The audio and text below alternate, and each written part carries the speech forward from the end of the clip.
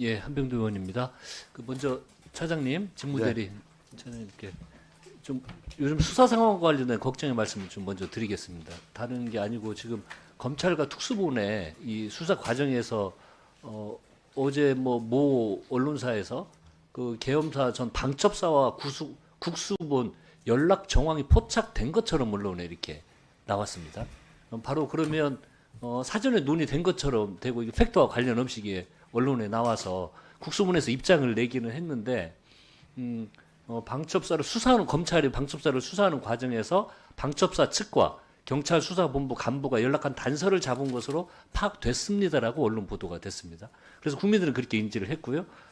그래서 이제 국수본에서는 전혀 그런 연락을 하지 않은 걸로 그렇게 발표를 했는데 내용이 어떤 겁니까? 제가 구체적인 사항은 아니면 국수본 발표대로 하는 것 같고요. 네. 일부 그 당시에 실무자끼리 아마 연락이 있었을 수는 있다고 생각을 합니다. 그 내용은 이제 제가 구체로 파악해 보지는 못했습니다.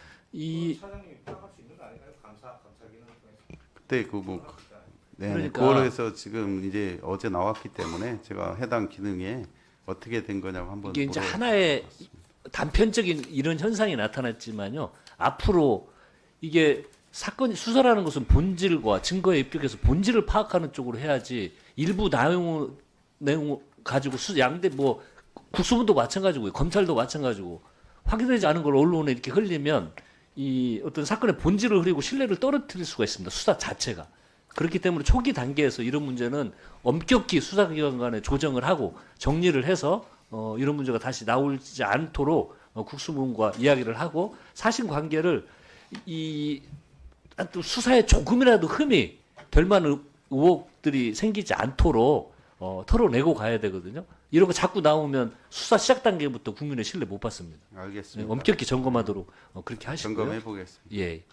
그다음에 우리 저번에 그 서울청장님하고 본청장님도 나오셔서 하는 이야기가 그 서로 지시를 할 때 무전으로 하지 않는다고 했거든요. 다 핸드폰으로 할 때도 있고 무선으로 할 때도 있고. 근데 그때 답변은 핸드폰으로 서로 연락을 했다고 그렇게 했습니다. 일부 핸드폰도 연락을 했고요. 예, 무전도 여기 했는데. 나와서 그렇게 답변을 하셨어요. 네. 그 일반 전화로 이야기하고 지시를 일반 전화로 했다.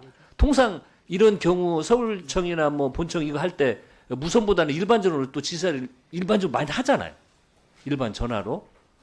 그래서 이 휴대전화 관련된 통화 내역 이런 것들을 빨리 저희들이 좀 확인을 해봐야 되겠습니다. 그 시간대별로 그런 걸 확인해서 국회로 좀 이게 이제 국수본에서 이제 압수를 휴대전화를 서울청장하고 본청장 그 압수를 했으니까요. 그런 휴대 내역들을 저희 국회에도 가능한 범위 내에서는 저희들이 확인을 같이 조사를 하고 있으니까 또 국정조사도 이루어질 겁니다. 그런 조사 과정에서 협력을 해줬으면 하는 말씀 드리고요. 그리고 경비부장님 잠깐 시간 한번 멈춰보세요. 경비부장님 그 오후에 본청장하고 계속 같이 있었죠?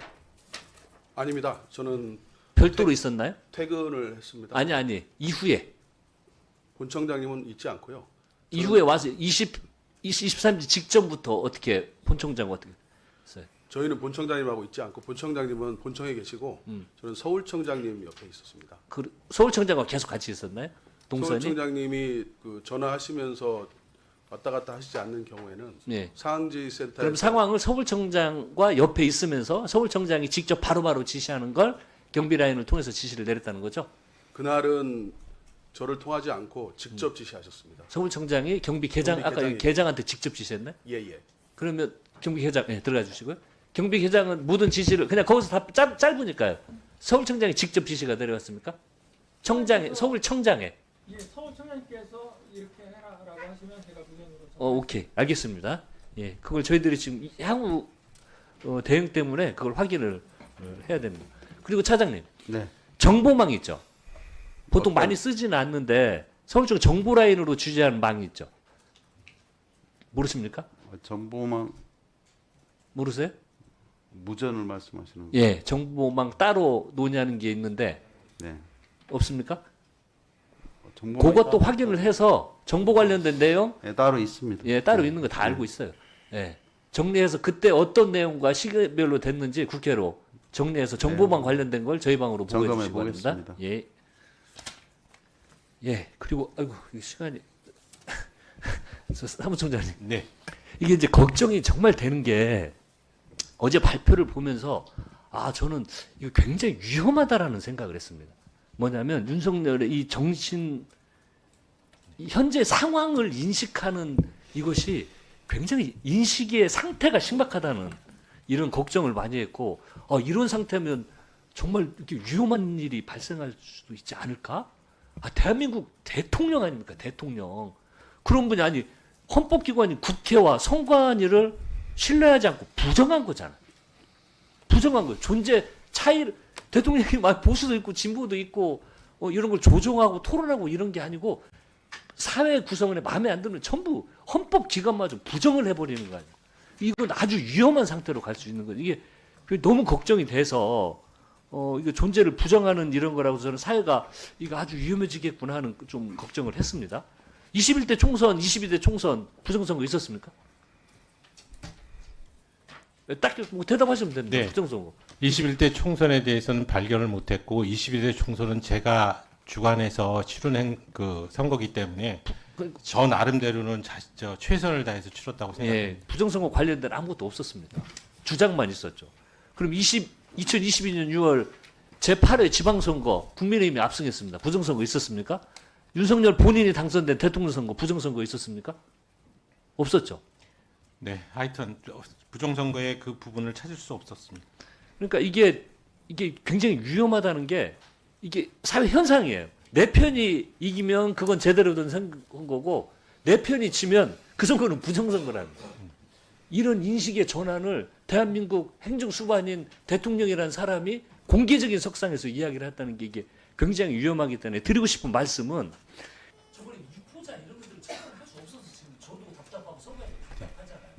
그래서 이런 걸 좀 법적으로도 하고 제도 개선하는데 서로 좀 머리를 맞대고 엄격한 좀 기준과 제도 개선 방안을 마련하지 않으면 사회의 이 갈등과 이런 것들을 통제할 수 없는 논리라고 그래서 그런 거 제도 개선을 위해서 함께 좀 노력을 했으면 좋겠습니다. 예, 저희도 이 건에 대해서는 지금 그 선거 자유 방해죄 부분 안에 그 법률 구성 요건에서 흠결이 있어서 지금 법원의 판례에 의하면 그러니까 사전 투표 조작 가능성을 주장하는 그 과정에 허위 사실이 포함되어 있더라도 투표에 관한 행위 자체를 직접적으로 방해하는 행위가 아니기 때문에 처벌할 수 없다.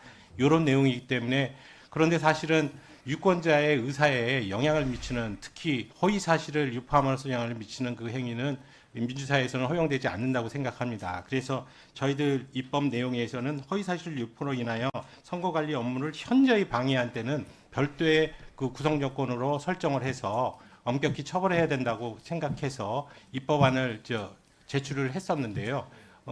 지금 국회에서 그게 논의가 안 된 상태입니다. 그래서 의원님들이 또 이 부분에 대해서 중요성을 인식하고 있는 상황이니까 그 발의를 해주시면 저희들이 적극적으로 응하도록 하겠습니다. 네. 네, 수고했습니다. 다음은 유성곤